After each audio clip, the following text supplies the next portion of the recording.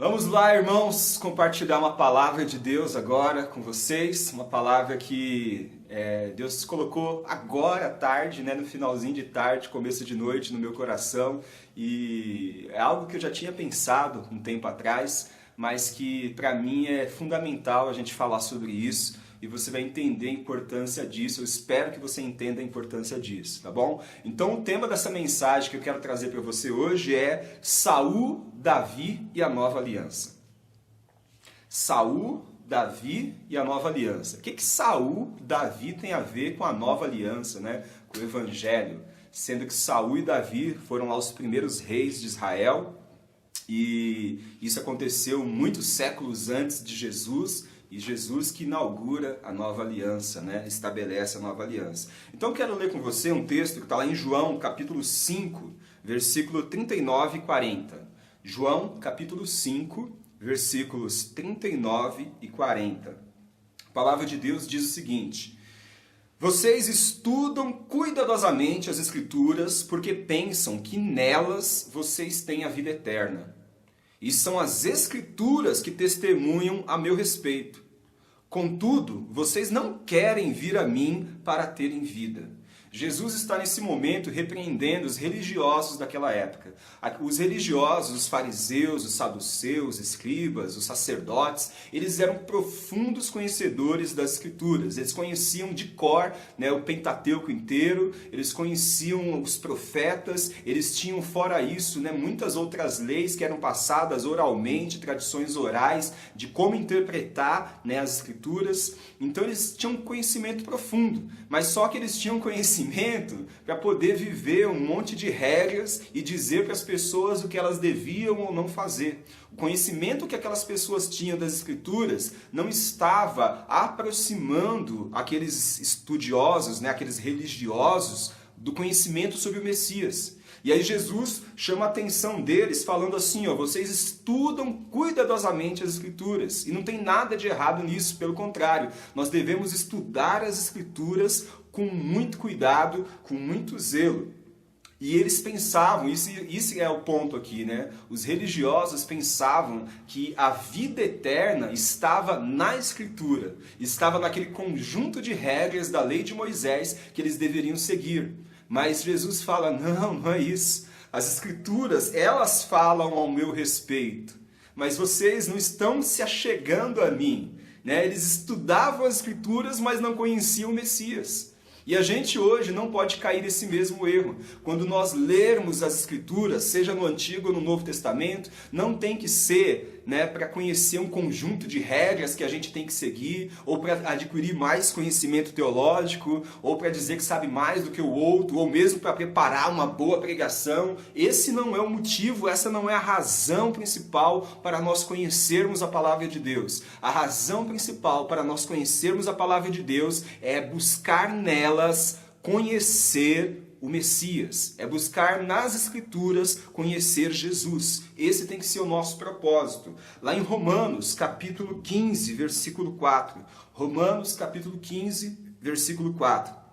Diz o seguinte: pois tudo que foi escrito no passado foi escrito para nos ensinar, de forma que, por meio da perseverança e do bom ânimo procedentes das Escrituras, mantenhamos a nossa esperança.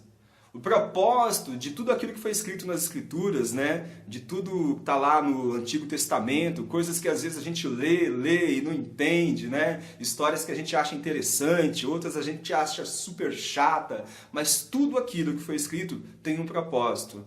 É nos trazer bom ânimo, é nos trazer perseverança, é nos fazer permanecer firmes no caminho. Então toda a Escritura ela tem o propósito de nos ensinar. Agora eu queria que você juntasse isso, e você vai entender por que eu vou falar de Saul, Davi e do Evangelho, da Nova Aliança.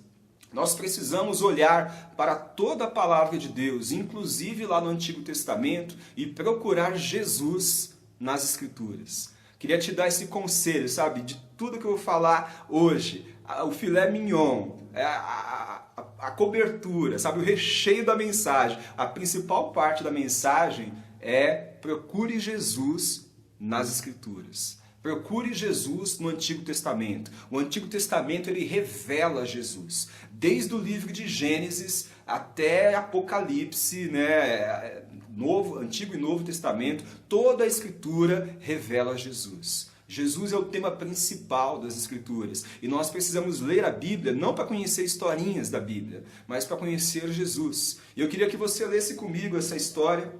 Eu vou falar um pouco sobre Saul e sobre Davi, e você vai entender o que isso tem a ver com o Evangelho, né? Deixa eu te dar aqui uma chave para você entender essa história, e você tem que ter isso em mente conforme eu vou ministrando essa palavra. Se você analisar a história de Saul e de Davi, você vai ver que Saul, ele significa a antiga aliança, a lei de Moisés. Saul representa a antiga aliança, a lei de Moisés. Davi vai representar a nova aliança em Jesus, o Evangelho. É isso que Davi representa. Além de Davi representar o próprio Jesus.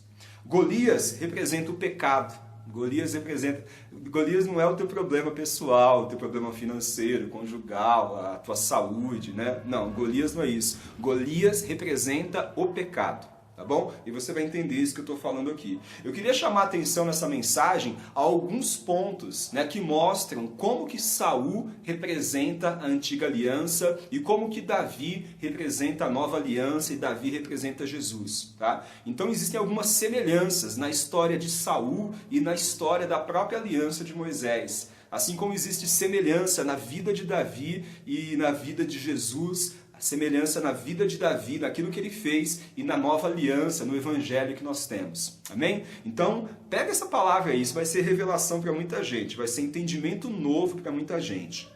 Então, a primeira semelhança que existe entre Saul e a antiga aliança, a lei de Moisés, é que ambos trouxeram unidade para o povo de Israel. Ambos trouxeram unidade de entendimento, de pensamento para o povo de Israel. Antes da lei de Moisés, cada um buscava a Deus do jeito que achava melhor. Se você ler o livro de Êxodo, você vai ver que quando o povo de Israel saiu do Egito, o povo de Israel tinha um monte de idolatria, que eles tinham aprendido em 430 anos que eles viveram no Egito. Se você ler a história de Jacó, por exemplo, você vai ver que existia idolatria mesmo ali na família de Jacó. Você vê que existia idolatria, sabe? Mesmo ali nos patriarcas, ainda existia alguns pontos assim que afastavam as pessoas de Deus. Então, quando o povo de Israel sai do Egito, eles estavam carregados de toda a idolatria que eles tinham aprendido, durante a peregrinação deles em Canaã, durante todo o período deles no Egito, eles estavam impregnados de idolatria. A lei de Moisés, ela trouxe uma unidade espiritual. Disse para o povo quem era Deus, disse para o povo como que Deus deveria ser adorado, como que Deus deveria ser obedecido, o que Deus estava requerendo do povo dele. A lei trouxe unidade espiritual, de culto, de adoração para o povo de Israel. Não era mais agora, cada um ia lá, pegava um pedaço de madeira, esculpia uma imagem do que achava melhor e começava a adorar aquilo. Não, agora tem regra, agora temos que adorar somente o Deus, Criador dos céus e da terra, não pode ter imagem dele, o sacrifício tem que ser aqui na tenda do tabernáculo, tem que ser no tabernáculo, tem que ser para um sacerdote, tem essa regra. Isso trouxe unidade para o povo de Israel. E Saul? Saul também trouxe unidade para o povo de Israel. Se você ler comigo, por exemplo, em Juízes, capítulo 21, versículo 25, o último versículo do livro de Juízes. Juízes é um livro muito interessante, porque Juízes conta a história do povo de Israel desde Josué até os últimos juízes na história do povo de Israel. E você vê que o tempo todo o Israel era assim, buscava a Deus, Deus abençoava, daqui a pouco eles se esqueciam de Deus, porque tem gente assim até hoje, Enquanto Deus está abençoando, lembra de Deus, Mas chega um tempo que esquece de Deus, aí as coisas começam a piorar, aí quando piora, volta a buscar Deus. E aí o povo de Israel eram ciclos assim, Estava num perrengue lascado, começava a buscar Deus, Deus levantava um juiz, um libertador, o povo se consertava, depois esquecia de Deus, começava a viver um perrengue de novo, Deus levantava um juiz, o povo se consertava e aí vivia um ciclo, mas não tinha uma liderança sobre Israel o tempo todo. Então, Juízes capítulo 21, versículo 25, resume muito bem aquela situação. Juízes diz o seguinte: naquela época não havia rei em Israel, cada um fazia o que lhe parecia certo. Quer dizer, as pessoas faziam o que dava na telha, né? Cada um fazia aquilo que achava melhor, não tinha liderança, não tinha regra, né? Tinha a lei de Moisés, mas não tinha quem fizesse a lei valer, não tinha quem cobrasse, não tinha quem conduzisse o povo nas guerras. Então era samba do crioulo doido, como se diz, né? O povo de Israel. E aí o povo de Israel olha para as nações vizinhas e vê que toda nação tem um rei. E eles falam para Deus: nós queremos um rei também, né? E aí Deus vai começar a estabelecer um rei sobre o povo de Israel. Então, o reinado de Saul trouxe unidade. Agora, todo Israel, todas as tribos de Israel, agora tinham que prestar contas a uma única pessoa. Tinham que seguir na batalha uma única pessoa. Não era mais a família do fulano brigando com a família do ciclano, quem é que vai para a guerra, o que não vai. Agora é todo mundo junto, num só povo, debaixo do reinado de Saul. Então, tem essa semelhança, eles trouxeram unidade. Uma outra semelhança é que tanto a lei de Moisés quanto o reinado de Saul dependiam da capacidade humana. Você vai entender o que quer dizer com isso. Na lei de Moisés, a justificação dependia da obediência aos mandamentos, da obediência às regras morais, cerimoniais, os sacrifícios, a questão da pureza cerimonial, das ofertas. Não tinha muito a ver com fé e nem com amor. Embora a fé e o amor fossem a base dos mandamentos, né, e Jesus reconhece isso depois, falando que o principal mandamento é amar a Deus acima de todas as coisas e o próximo como a você mesmo, mas o povo não entendia dessa maneira. Para o povo, na prática, né, a lei ela era um conjunto de regras que tinha que seguir. Se não seguisse, morria. Simples assim, né? Então, era muito dependente da capacidade do ser humano. Ou você faz e é justificado, ou você não faz o certinho e vai ser condenado à morte espiritual e à morte física em primeiro lugar. Então tinha muito da dependência da capacidade do ser humano, sabe, de obedecer às regras. Você é justificado se você fizer, se você não faz, você não é justificado. Então isso tinha também a ver com a vida de Saul. Porque Saul, lê comigo lá em 1 Samuel capítulo 9, versículo 2. Saul, ele representa o ápice da capacidade humana. Saul representa o máximo da capacidade humana, né? Então, lá em 1 Samuel, capítulo 9, versículo 2, diz o seguinte: ele tinha um filho chamado Saul, jovem de boa aparência. Primeiro, Saul era bonitão. A Bíblia diz que Saul era o mais bonito de Israel. Sem igual entre os israelitas. Boa aparência sem igual, não tinha ninguém, não tinha para ninguém. Saul era o mais bonito de Israel. Os mais altos batiam nos ombros de Saul. Então Saul, além de ser muito bonito, Saul era muito alto. Saul, eu imagino que se ele era alto e bonito, né, era aquele alto magricelo, né? Não era aquele bambu, não, ele era um cara de porte físico, né? Então ele era alto, o povo mais alto de Israel batia no ombro de Saul. Quando ele estava no meio da multidão, dava para ver Saul, ó, do ombro para cima. Era esse o Saul. Saul ele representa então o melhor do que havia em Israel fisicamente. 1 Samuel 10, 24. Olha essa 1 Samuel 10, 24. E Samuel disse a todos: vocês veem o homem que o Senhor escolheu?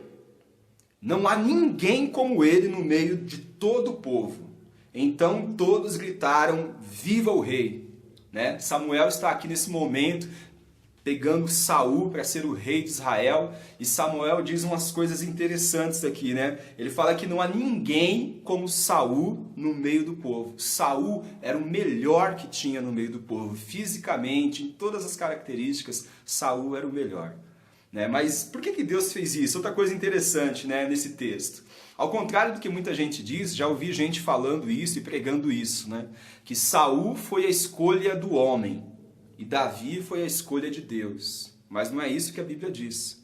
A Bíblia diz que os homens escolheram um rei, mas quem escolheu Saul foi Deus. Né? Vou ler de novo aqui, 1 Samuel 10, 24.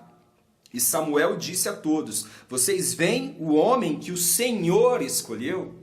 Então Deus escolheu Saul, não foram os homens. Deus pegou ali Saul, o melhor, o mais forte, o mais bonito, né? O melhor do povo de Israel. Por quê? Para mostrar para a gente que o melhor que há no ser humano é insuficiente para nos tornar aptos diante de Deus. O melhor que o ser humano pode oferecer é incapaz de nos justificar diante de Deus. Por melhor que você possa ser, você não é bom o suficiente para Deus. Por melhor que você possa ser no teu caráter, né, na tua fidelidade, no teu amor, na tua fé, não importa. Você pode ser uma pessoa excepcional, uma pessoa maravilhosa. Ainda assim, você não é suficientemente bom diante de Deus. Ainda assim, aquelas marcas de pecado que existem na vida de qualquer ser humano ainda nos tornam, sabe, incapazes de merecer salvação. Então Deus escolhe o Saul para mostrar justamente isso. Para mostrar para a gente que não é pela nossa capacidade que nós somos salvos, que nós somos justificados. Terceira coisa que a gente entende aqui, né, comparando Saul com a lei, é que a obediência é parcial.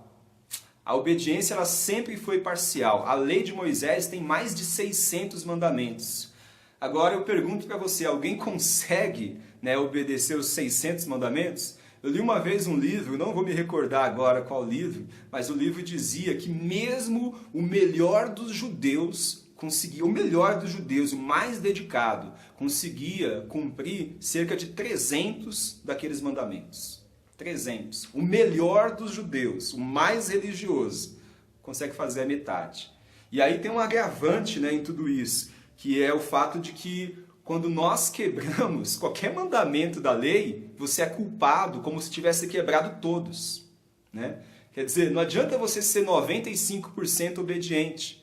Se você falhou em 5%, é como se você tivesse falhado diante de Deus. É como se tivesse quebrado toda a lei. É condenado da mesma maneira. Né? Então, a lei ela tem necessariamente uma obediência parcial. O ser humano é incapaz de obedecer completamente a lei de Moisés. É incapaz, é impossível. Né? Aí, Saul, ele também representa essa incapacidade humana. Aí. Saul representa essa incapacidade humana de obedecer completamente a Deus. Saul ofereceu sacrifício de holocausto a Deus quando somente Samuel podia fazê-lo. Né? Então tem uma passagem que está lá em 1 Samuel, capítulo 13. Lê o capítulo 13 todo, mas deixa eu ler com vocês o versículo 9. E ele ordenou, Saul ordenou: tragam-me o holocausto e os sacrifícios de comunhão. Então Saul ofereceu o holocausto. Só para você entender essa passagem aqui, o povo de Israel estava no meio de uma batalha, eles iam começar uma batalha. E eles não iam para a batalha antes de consultar a Deus se Deus abençoava aquela batalha ou não. Antes de oferecer um sacrifício a Deus para que Deus fosse favorável ao povo de Israel. Quem é que poderia oferecer esse sacrifício? Samuel, que era o sacerdote e o profeta, né, no povo de Israel. Era ele que deveria oferecer o sacrifício. Saul era rei, ele não poderia oferecer o sacrifício. E aí o povo de Israel ficou lá, né, frente a frente com o inimigo, uma semana esperando Samuel chegar para oferecer o sacrifício, para que Deus abençoasse o povo de Israel na batalha. Samuel não chega. Saul começa a ver que o povo começa a desanimar, o povo começa a ficar com medo, começa a querer ir embora da batalha. Aí Saul fala o seguinte: não, deixa que eu resolvo, vem cá, traz aqui o sacrifício, eu mesmo faço. E aí Saul foi lá e cortou o animal, queimou o animal, ofereceu o holocausto. Só foi ele começar a fazer o sacrifício, quem é que chega? Samuel. E aí quando Samuel vê aquilo, né, Samuel fica indignado. E por causa, né, dessa desobediência de Saul, ele perde o reinado. Ele perde ali a possibilidade dos descendentes dele se perpetuarem no reino. Então Saul desobedeceu a Deus. Outra vez que Saul desobedeceu a Deus foi numa outra guerra, né? Deus tinha dado uma ordem e falou assim, ó, para matar tudo, não é para sobrar nada, é para queimar, é para matar geral, né? Era essa a ordem que Deus tinha dado para o exército de Saul. Saul foi para a guerra, venceu o inimigo, só que os soldados de Saul, eles viram que tinha uns boizinhos muito bonitinhos ali, né? Tinha umas ovelhinhas ali, muito, nossa, coisa linda. Eles falaram assim, vamos pegar umas aí, né? A gente aproveita e oferece algumas em sacrifício para Deus, vamos? E aí os soldados de Saul convenceram Saul a pegar o melhor do gado. E eles também pegaram o rei e levaram o rei vivo. Mas a ordem que Deus tinha dado era para matar, para queimar tudo. Então Saul desobedeceu. Saul ficou com medo, a palavra diz isso, que Saul ficou com medo de contrariar os soldados. Saul ele era marcado por isso, sabe? Nessas duas vezes que Saul errou, ele errou porque ele teve medo de perder as pessoas, por isso ele foi lá e ofereceu o sacrifício, e ele teve medo de contrariar as pessoas, por isso ele foi lá e aceitou, né, o gado que o povo estava trazendo, que os soldados recuperaram dos inimigos, quando na verdade ele deveria ter eliminado tudo. Então é um perigo, irmão, quando a gente tem medo das pessoas e a gente deixa de obedecer a Deus por medo daquilo que as pessoas podem fazer, ou de perder pessoas, né? Ou de ver o povo indo embora. Isso particularmente para quem é pastor, para quem é líder, né? De alguma maneira isso é muito importante, sabe? Não desobedeça a Deus por medo de perder as pessoas. Mais importa obedecer a Deus, agradar a Deus, do que agradar os homens. Se a gente fizer as coisas para agradar as pessoas, nós vamos perder tanto as pessoas quanto o nosso relacionamento com Deus. Vamos perder as pessoas e vamos perder também a obra que Deus queria realizar através das nossas vidas. E foi exatamente isso que aconteceu com Saul. Saul ele perdeu a unção, perdeu o reinado dele, perdeu todo o povo de Israel, porque ele quis agradar e teve medo de confrontar a desobediência do povo. Então, na lei de Moisés, a obediência é parcial. Na vida de Saul, a obediência também foi parcial. 1 Samuel 15, leia 1 Samuel capítulo 15 inteiro, é muito bom, muito bom. Versículo 26 diz o seguinte: Samuel, contudo, lhe disse: não voltarei com você. Você rejeitou a palavra do Senhor e o Senhor o rejeitou como rei de Israel. Depois que Saul tinha aprontado essa presepada toda, ele ainda fala assim para Samuel: ô Samuel, vamos lá comigo, né? Vamos lá, porque você está aqui, o pessoal vai ver você indo embora, vai ficar feio para mim, então vamos lá para você me honrar, né? Saul tinha esse outro problema, Saul queria viver de aparências. Então a lei é isso, a lei é aparência. A lei é aparência. E aí Saul tenta convencer Samuel a voltar com ele, né, para que todo mundo visse que Deus estava abençoando Saul. Porque a presença de Samuel era o símbolo da bênção de Deus ali, né, de que Deus estava no negócio. E aí Samuel fala assim, ó, não vou voltar com você, e por causa da sua obediência, porque você rejeitou a palavra do Senhor, o Senhor rejeitou você como rei de Israel. Sabe? Não tenta viver de aparência, irmão. Aplica isso na tua vida. Não tenta viver de aparência. Não tenta mostrar que Deus está no negócio, sabe? Não tenta mostrar que você é um homem ou mulher de Deus para que os outros possam ver. É importante obedecer, muito mais do que sacrificar, muito mais do que aparentar, muito mais do que dizer para os outros, está vendo? Deus está comigo. É você realmente viver em obediência, em sujeição à vontade de Deus. Outra coisa que aqui é bacana a gente entender, né, sobre a Saul e a lei de Moisés. Eles são incapazes de vencer o inimigo. A lei de Moisés, ela é incapaz de vencer o principal inimigo do ser humano. Qual que é o principal inimigo do ser humano? Não é teu patrão, muito menos a tua sogra, né? Não é o pneuzinho da tua barriga, não é o desemprego, nem mesmo a enfermidade. O principal inimigo do ser humano é o pecado. Esse é o principal inimigo do ser humano. E a lei de Moisés, ela é incapaz, né, de nos trazer vitória sobre o pecado. Olha comigo o que está lá em Romanos capítulo 8, versículos 3 e 4. Romanos 8, 3 e 4. A palavra de Deus diz o seguinte: Porque aquilo que a lei fora incapaz de fazer, a lei de Moisés foi incapaz de fazer por estar enfraquecida pela carne, Deus o fez, enviando o seu próprio Filho à semelhança do homem pecador, como oferta pelo pecado.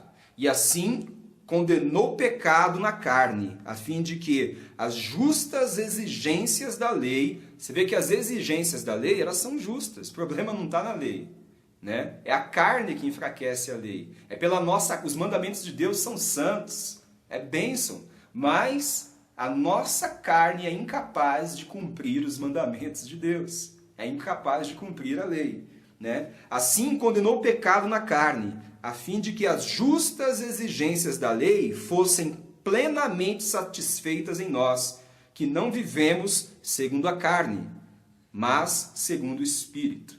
Amém? Então você entende aqui, nesse texto, que a lei é incapaz de trazer vitória sobre o pecado. Nós só somos capazes de vencer o pecado quando nós não estamos mais debaixo da lei de Moisés, nós estamos debaixo da lei do Espírito, né? Quando nós não estamos mais na antiga aliança, mas nós estamos na aliança forjada com Jesus. Aí nós vencemos o pecado. Mesmo Saul sendo o melhor de Israel, humanamente falando, ele era incapaz de vencer o inimigo dele. Você sabe que se você ler 1ª e 2ª Samuel, você vai ver que o maior inimigo do povo de Israel foi sempre o povo filisteu. Era sempre lutando contra os filisteus. Sempre. Acabava uma batalha, passava um tempo, outra batalha, passava um tempo, e aí tinha um povo que era gigante no meio dos filisteus. Não apenas Golias. Golias era um dos gigantes. Haviam outros gigantes também. E aí Golias, ele representava ali, num certo momento, o maior inimigo do povo de Israel. O maior inimigo do rei. E o rei, apesar de ser homem alto, forte, bonitão, né, o melhor de Israel, ele era incapaz de vencer Golias. E aí a gente entende com isso, né, que mesmo que a lei seja muito boa, ela é incapaz de vencer o pecado nas nossas vidas, né? Da mesma forma que Saul. Assim, Golias não é uma representação, irmão, presta atenção nisso, guarda isso no teu coração. Golias não é uma representação de nossos problemas financeiros. Golias, ele não é a nossa briga no casamento. Golias não é a falta de namorado. Golias não é o desemprego, não é a doença. Golias, ele é o inimigo que a lei não consegue vencer. Golias é o pecado. Se você entender isso, né, a gente vai eliminar aí muito mal entendido de tantas e tantas mensagens que a gente ouve, né? Colocando Golias como sendo o grande problema da sua vida financeira. Não, Golias é o pecado na vida do homem e que a lei é incapaz de vencer. Davi, ele representa o quê? Davi, ele representa a nova aliança, o evangelho de Jesus, que é capaz de vencer o pecado. É através de Davi que Golias é vencido. É através da aliança, da nova aliança feita no sangue de Jesus, que o pecado é vencido. Davi, ele representa também o próprio Jesus, né? Entende isso? Pega essa revelação. Davi representa o próprio Jesus, aquele que veio de um lugar improvável, né? Jesus, ele veio lá dos cafundó do Judas. Jesus veio lá num lugar onde as pessoas falavam assim, pode vir alguma coisa boa daquele lugar? Né? Jesus, ele veio de um lugar onde as pessoas não esperavam nada de Deus dali. Da mesma maneira, Davi estava lá no meio do pasto, esquecido. Lembra quando Samuel foi ungir, né, um rei lá na casa de Jessé? E aí vieram os primeiros filhos, bonitos, fortes, altos e tal. E Deus falava, ó, não é nenhum desses. Não olha para a aparência deles. Eu rejeitei todos eles, não é nenhum desses. E aí acabam todos os filhos, e aí Samuel pergunta, tem mais algum? Aí Jessé fala, é mesmo, rapaz, tem um menino, né? Tem o mais moço, ele está lá no campo cuidando das ovelhas, então manda chamar. Aí quando chega Davi, molecote, adolescente, né? Chega lá, quer dizer, é quem ninguém esperava que ele seria ungido, o rei.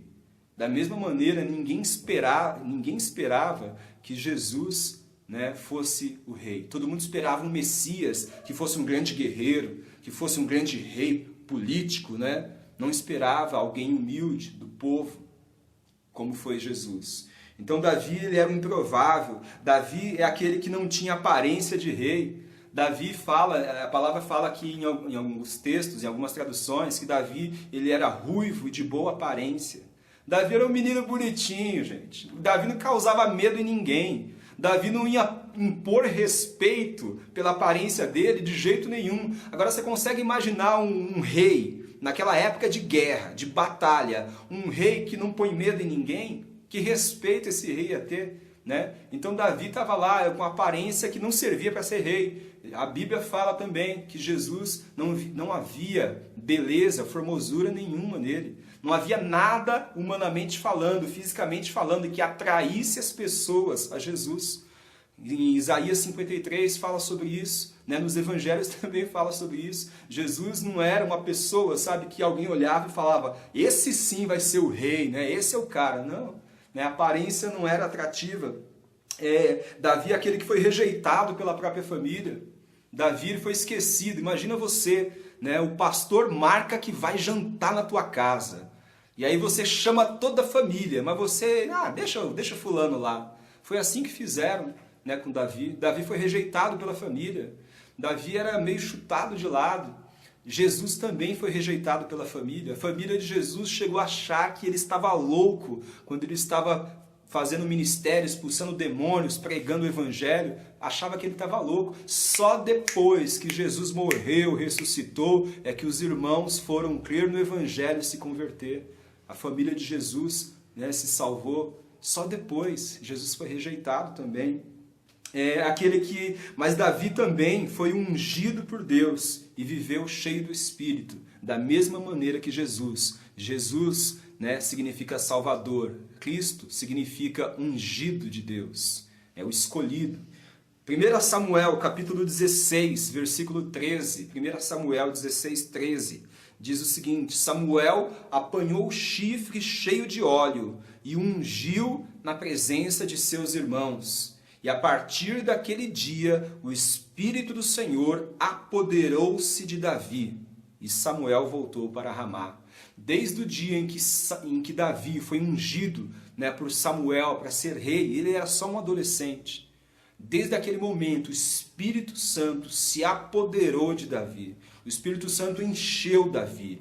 Né? Davi foi considerado cantor de Israel. Davi era o maior guerreiro do povo de Israel. Davi foi o maior rei do povo de Israel. Davi foi um dos maiores compositores do povo de Israel. Davi era uma pessoa temente a Deus, uma pessoa, sabe, zelosa, apesar de todas as falhas, uma pessoa zelosa. Né? Então essa é uma marca que mostra que Davi representa a nova aliança. Davi representa Jesus. Outra coisa que tem em comum, né, é tentar impor as armas ao novo na batalha contra o inimigo. Isso também é muito parecido. Saul, ele tenta colocar sobre Davi a sua armadura de batalha, mas ela não serve. 1 Samuel, capítulo 17, versículo 38 e 39. Você vai entender o que eu quero dizer com essa passagem aqui. 1 Samuel 17, 38 e 39. Saul vestiu Davi com sua própria túnica. Agora imagina Davi, molecote, adolescente, com a túnica que era do rei Saul, que era o cara mais alto de Israel. Né? Então a túnica em Davi ficou uma camisolona gigante. Tentou vestir a túnica nele, colocou uma armadura e lhe pôs um capacete de bronze na cabeça. Davi prendeu sua espada sobre a túnica e tentou andar, pois não estava acostumado com aquilo, e disse a Saul: não consigo andar com isso, pois não estou acostumado. Então tirou tudo aquilo. Né? Saul tentou impor a armadura dele sobre Davi. Saul tentou colocar as vestes dele em Davi. Não, você precisa disso para ganhar do inimigo. Não, você vai assim, né, de peito aberto? Não, você tem que ter essa armadura, você tem que ter esse capacete, você tem que vestir essa túnica, você tem que usar essa espada. Saul tentou impor sobre Davi a armadura dele. Não podemos tentar vestir a armadura da antiga aliança. Presta atenção nesse entendimento, nessa revelação. Não podemos tentar vestir a armadura da antiga aliança para derrotar o inimigo, o pecado. Não é através das coisas da antiga aliança que você vai derrotar o teu inimigo, que é o pecado. Né? Se está uma nova aliança, a tua armadura é outra. As tuas vestes são outras. A tua espada é outra. Né? Não é através das coisas da antiga aliança que você vai vencer o inimigo. Não é através da obediência às regras, o esforço e sacrifícios humanos que vamos vencer o pecado. Nossas armas são espirituais e são poderosas em Deus. Assim como Davi venceu Golias por Israel, representando Israel, Jesus venceu o pecado por todos nós. Da mesma maneira que Davi venceu Golias, representando todo o povo de Israel, Jesus venceu o pecado, representando toda a humanidade. Jesus venceu o pecado por todos nós. Amém? Faz sentido isso para você? Está entendendo essa mensagem? Está acompanhando isso? Agora eu pergunto para você, né? Será que nós não estamos tentando vestir a armadura de Saul, né? Ou seja, tentando viver pelas regras da lei de Moisés, ao invés de viver pelo Espírito? Será que a gente não está tentando vencer o pecado através de regras que a gente vê na Bíblia? Não, a Bíblia fala que tem que fazer isso, tem que fazer aquilo, tem que fazer aquilo. Aí você faz um checklist, né? Não, já estou fazendo isso, já estou fazendo isso, já estou fazendo isso, então estou bem com Deus. E você tenta, cumprir uma série de regras para poder ser aceito por Deus. Não é assim que funciona. Não é com essa armadura, isso funcionava na antiga aliança. Você tinha que fazer isso, aquilo e aquilo para ser justificado. Na nova aliança, não. Somos salvos pela graça de Deus, mediante a fé, através da obra de Jesus. E aí você não faz para ser aceito, você faz porque você já foi aceito. Amém? Entendeu essa diferença? Romanos capítulo 8, versículo 1 e 2.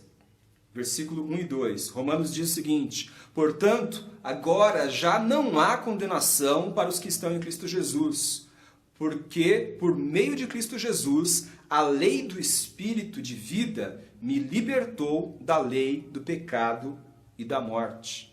Então agora na nova aliança é a lei do Espírito Santo. É a lei da vida de Jesus. Estamos debaixo da lei de Jesus. É essa lei que nos traz vitória sobre o pecado. Não é a lei antiga de Moisés. Não são os mandamentos de Moisés. Né? Então a gente precisa discernir isso. Outra coisa importante. Saul, ele persegue o novo. Assim como a antiga aliança perseguiu a nova aliança. Já pensou nisso? Já leu a história de Saul e Davi dessa maneira? Né? Saul, ele passou boa parte dos seus últimos anos de vida perseguindo Davi, que nada fez contra ele. Davi não errou em momento algum contra Saul. Davi, ele amava Saul, ele servia fielmente Saul, Davi se dedicava a Saul, ganhava as batalhas para o Saul.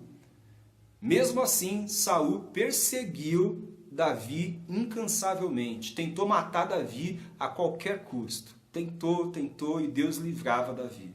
Né? Da mesma maneira, igualmente, aqueles que representavam a lei de Moisés, os sacerdotes, os fariseus, os saduceus, os escribas, os religiosos da época de Jesus, eles tentaram matar Jesus a qualquer custo. Da mesma maneira que Saul perseguiu Davi, né? O antigo perseguindo o novo, aconteceu com Jesus, os religiosos perseguindo Jesus, aqueles que representavam a antiga aliança perseguindo aquele que representou a nova aliança. Mateus capítulo 5, versículo 17 e 18. E olha que bacana isso. Da mesma maneira que Davi não fez nada contra Saul, Davi foi fiel a Saul o tempo todo, apesar da perseguição. Jesus também foi fiel à lei de Moisés o tempo todo, apesar da perseguição. Mateus capítulo 5, versículo 17 ao 18. Mateus 5, 17 ao 18. Não pensem que vim abolir a lei ou os profetas. Não vim abolir, mas cumprir. Digo a verdade, enquanto existirem céus e terra, de forma alguma desaparecerá da lei a menor letra ou o menor traço, até que tudo se cumpra. Né? Davi não tentou passar por cima de Saul para estabelecer o reinado dele. Ele sabia que a hora dele iria chegar. Ele sabia que ele tinha sido ungido por Deus e que uma hora iria estabelecer o reinado dele.